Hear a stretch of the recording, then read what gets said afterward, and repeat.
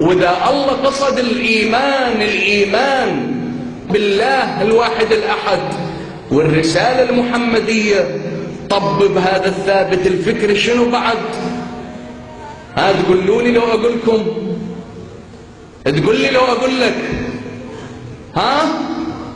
إذا الله قصد بالإيمان الإيمان بالله وبالرسالة، طبيها السني لو ما طبيها السني؟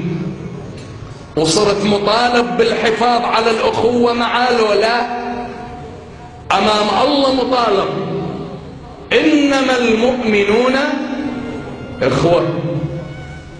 وإذا قصد الله الإيمان بالله بس أؤمن بوجود الله، طبب هذا الثابت يا هو.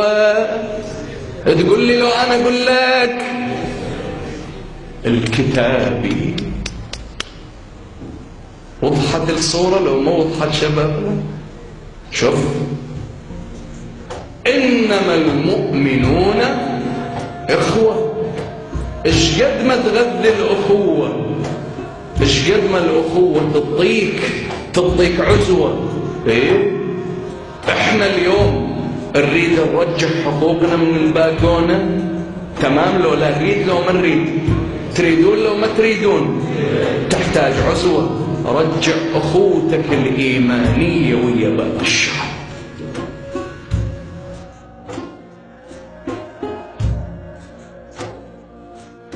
فهمت علي؟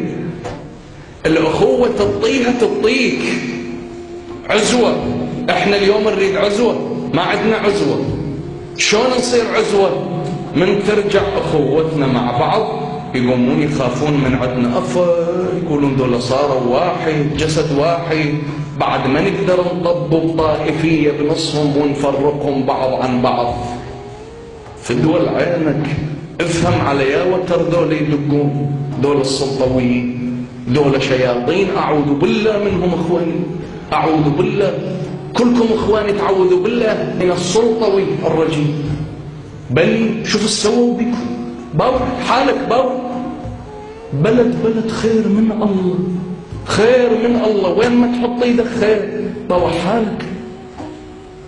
شبابنا لشغل، كل شيء ماكو، كل شيء ما عنده. يباوع المستقبل مجهول، لا وظائف لا تعيين لا دراسة، كل شيء دا يتهدم. باوع السووا بيكم وباوعوا لهم هم شلون عايشين من وراي ومن وراك يا اخي. ومن يقعد قدامي وقدامك يصير هو البطل الأوحد. زين، ومن هالألقاب حمل مولاه. ايه، فاحنا اليوم نريد شنو؟ نريد عزوة. غير رجع الأخوة، حترجع العزوة.